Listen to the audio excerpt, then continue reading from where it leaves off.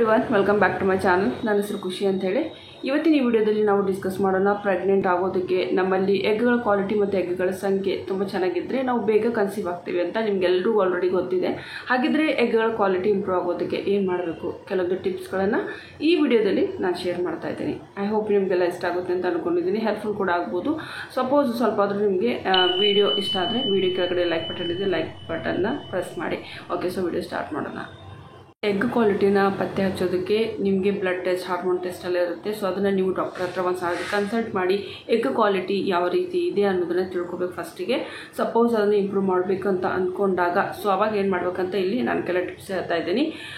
ಯಾವಾಗ ನಿಮಗೆ ನಿಮ್ಮ ಎಗ್ಸ್ಗಳನ್ನು ಇಂಪ್ರೂವ್ ಮಾಡಬೇಕಂತ ಅನ್ಕೋತೀರಿ ಅವತ್ತಿನಿಂದ ನಿಮ್ಮ ಲೈಫ್ ಸ್ಟೈಲನ್ನು ಸ್ವಲ್ಪ ಚೇಂಜ್ ಮಾಡಬೇಕಾಗುತ್ತೆ. ನಿಮ್ಮ ರೆಗ್ಯುಲರ್ ರೂಟೀನಲ್ಲಿ ಏನು ನೀವು ಊಟ ಮಾಡ್ತಾಯಿದ್ರು ಅಥವಾ ಯಾವ ರೂಟೀನಲ್ಲಿ ನೀವು ಮಲಗ್ತಾಯಿದ್ರು ಅಥವಾ ಯಾವ ರೂಟೀನಲ್ಲಿ ನಿಮ್ಮ ಲೈಫ್ ಸ್ಟೈಲ್ ನಡೀತಾ ಇತ್ತು ಅದನ್ನು ಕಂಪ್ಲೀಟ್ ಆಗಿ ಸ್ವಲ್ಪ ಚೇಂಜ್ ಮಾಡಬೇಕಾಗುತ್ತೆ. ಡಯಟ್ ಬಗ್ಗೆ ಮಾತಾಡಿದರೆ ನೀವು ತಗೊಳ್ಳುವಂತಹ ಡಯಟಲ್ಲಿ ನ್ಯೂಟ್ರಿಷನ್ ತುಂಬಾ ಚೆನ್ನಾಗಿರಬೇಕು. ಹಾಗಿದ್ರೆ ಇದು ಹೇಗೆ ಗೊತ್ತಾಗುತ್ತೆ? ಇದಕ್ಕೋಸ್ಕರ ನೀವೇನು ಮಾಡಬೇಕು ಅಂದರೆ ಹತ್ತಿರದಲ್ಲಿ ಯಾರಾದರೂ ಡಯಟಿಷಿಯನ್ ಇದ್ದರೆ ಅಥವಾ ಜಿಮ್ ಇದ್ದರೆ ಜಿಮ್ಮಲ್ಲಿ ಹೋದರೂ ಕೂಡ ನಿಮಗೆ ಅವರು ಸಿಗ್ತಾರೆ. ಇದಕ್ಕಂತ ಡಯಟ್ ಚಾರ್ಟ್ ರೆಡಿ ಮಾಡೋರು ಇರ್ತಾರೆ ಸಪ್ರೇಟಾಗಿ. ಸೊ ಅವ್ರ ಹತ್ರ ಭೇಟಿ ಆದರೆ ಅವ್ರು ಖಂಡಿತವಾಗ್ಲೂ ನಿಮಗೆ ನ್ಯೂಟ್ರಿಷನ್ ಎಷ್ಟು ಯಾವ ಕ್ವಾಂಟಿಟಿಲಿ ಏನೇನು ಆಹಾರವನ್ನು ನೀವು ತೊಗೋಬೇಕು, ಎಷ್ಟೆಷ್ಟು ಟೈಮ್ಗೆ ಏನೇನು ತಿನ್ನಬೇಕು ಅನ್ನೋದನ್ನು ಡಯಟ್ ಚಾರ್ಟಲ್ಲಿ ನೀವು ಕಂಪ್ಲೀಟಾಗಿ ಅವ್ರು ಬರೆದು ಕೊಡ್ತಾರೆ. ಸೊ ಅದನ್ನು ನೀವು ರೆಗ್ಯುಲರ್ ಆಗಿ 2 ರಿಂದ 3 ತಿಂಗಳು ಫಾಲೋ ಮಾಡಿದರೆ ನಿಮ್ಮ ಎಗ್ ಕ್ವಾಲಿಟಿ ಆಟೋಮೆಟಿಕ್ ಆಗಿ ಇಂಪ್ರೂವ್ ಆಗುತ್ತೆ. ಈಚೆಗೆ ನಿಮ್ಮೆಲ್ಲರಿಗೂ ಗೊತ್ತಿರೋ ಹಾಗೆಯೇ ಪ್ರತಿಯೊಂದಕ್ಕೂ ರಾಸಾಯನಿಕ ಪದಾರ್ಥವನ್ನು ಬಳಸ್ತಾ ಇದ್ದಾರೆ. ಇನ್ನೂ ಹಣ್ಣೇ ಆಗಿರೋದಿಲ್ಲ, ಬಟ್ ಆದರೆ ಹಣ್ಣು ಮಾಡೋದಕ್ಕೆ ಪೌಡರೆಲ್ಲ ಬಳಸಿ ರಾಸಾಯನಿಕ ಪದಾರ್ಥಗಳನ್ನ ಹಾಕಿ ಹಣ್ಣುಗಳನ್ನು ಮಾಡಿ ಅದನ್ನು ಮಾರ್ಕೆಟಲ್ಲಿ ಮಾರ್ತಾ ಇದ್ದಾರೆ. ಸೊ ಇದೇ ರೀತಿ ಪ್ರತಿಯೊಂದರಲ್ಲೂ ಇವಾಗ ಕಲಬೆರಕೆ ಇದ್ದೇ ಇದೆ.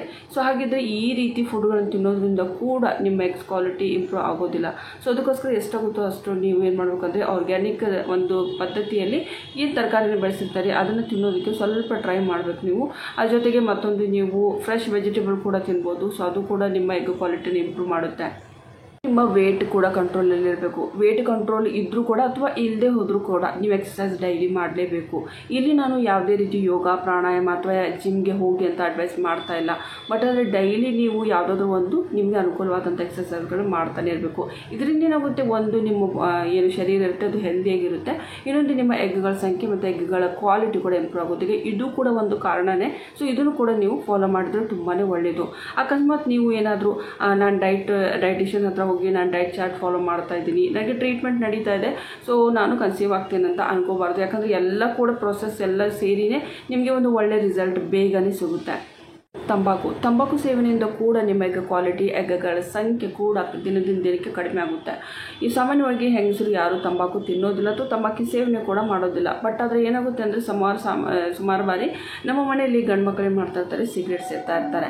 ಸೊ ಅಕಸ್ಮಾತ್ ಅವರು ಬಿಡೋ ಹೊಗೆ ಸಂಪರ್ಕಕ್ಕೆ ನೀವು ಬಂದರೂ ಕೂಡ ಸೊ ಅದು ಕೂಡ ನಿಮ್ಮ ಎಗ್ಗಳ ಕ್ವಾಲಿಟಿ, ಎಗ್ಗಳ ಸಂಖ್ಯೆಗಳನ್ನ ಕೂಡ ಕಡಿಮೆ ಮಾಡೋದಕ್ಕೆ ಇದು ಕೂಡ ಒಂದು ಕಾರಣನೇ.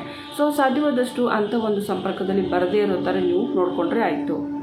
ಆಲ್ಕೋಹಾಲ್ ಸೇವನೆಯಿಂದ ಕೂಡ ನಿಮ್ಮ ಎಗ್ಗಳ ಕ್ವಾಲಿಟಿ, ಎಗ್ಗಳ ಸಂಖ್ಯೆ ಕೂಡ ದಿನದಿಂದ ದಿನಕ್ಕೆ ಕಡಿಮೆ ಆಗುತ್ತೆ. ಅಕಸ್ಮಾತ್ ನೀವು ಆಲ್ಕೋಹಾಲ್ ಸೇವನೆ ಮಾಡ್ತಾ ಇದ್ರೆ ತಕ್ಷಣ ಅದನ್ನು ನಿಲ್ಲಿಸಬೇಕು. ಎಲ್ಲಕ್ಕಿಂತ ಮುಖ್ಯವಾಗಿ ನಿಮ್ಮ ಏಜ್ ಅಂದರೆ ನಿಮ್ಮ ಸಣ್ಣ ಏಜ್ ಇದ್ದರೆ ನಿಮಗೆ ಎಗ್ಗಳ ಕ್ವಾಲಿಟಿ, ಎಗ್ಗಳ ಸಂಖ್ಯೆ ಕೂಡ ತುಂಬ ಚೆನ್ನಾಗಿರುತ್ತೆ. ಬಟ್ ಯಾವಾಗ ನಿಮಗೆ 25 to 25ರಿಂದ 30 ವಯಸ್ಸು ಯಾವಾಗ ಬರುತ್ತೆ ಆವಾಗ ಹೆಚ್ಚಾಗಿ ನಾವೇನು ಮಾಡ್ತೀವಿ, ಕನ್ಸೀವ್ ಆಗೋದಕ್ಕೆ ಪ್ರಯತ್ನ ಮಾಡ್ತೀವಿ. ಸೊ ಹೆಂಗೆ ನಿಮಗೆ ಏಜ್ ಡೌನ್ ಆಗುತ್ತೋ ಅದೇ ರೀತಿ ನಿಮ್ಮ ಎಗ್ಗಳ ಸಂಖ್ಯೆ, ಎಗ್ಗಳ ಕ್ವಾಲಿಟಿ ಕೂಡ ಕಡಿಮೆ ಆಗುತ್ತಾ ಹೋಗುತ್ತೆ. ನಾನಿಲ್ಲಿ ಹೇಳೋದು ಒಂದು ಹೆಲ್ದಿ ಲೈಫ್ ಸ್ಟೈಲೇ ನಿಮ್ಮ ಎಗ್ ಕ್ವಾಲಿಟಿ ಮತ್ತು ಎಗ್ಗಳ ಸಂಖ್ಯೆಗಳನ್ನ ಇಂಪ್ರೂವ್ ಮಾಡುತ್ತೆ.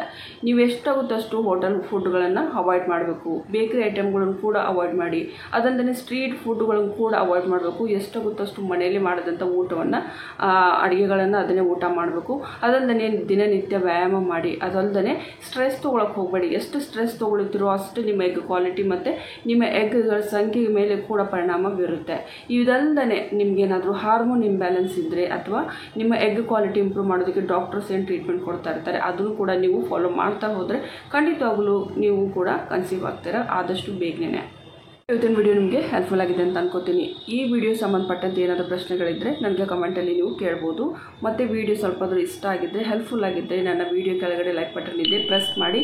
ಅದ್ರ ಜೊತೆಗೆ ಸಬ್ಸ್ಕ್ರೈಬ್ ಕೂಡ ಆಗಿ ಚಾನಲ್ಗೆ. ಓಕೆ, ಮುಂದಿನ ವಿಡಿಯೋದಲ್ಲಿ ನಾನು ಮತ್ತೆ ಸಿಗ್ತೀನಿ. ಅಲ್ಲಿವರೆಗೂ ನಮಸ್ಕಾರ.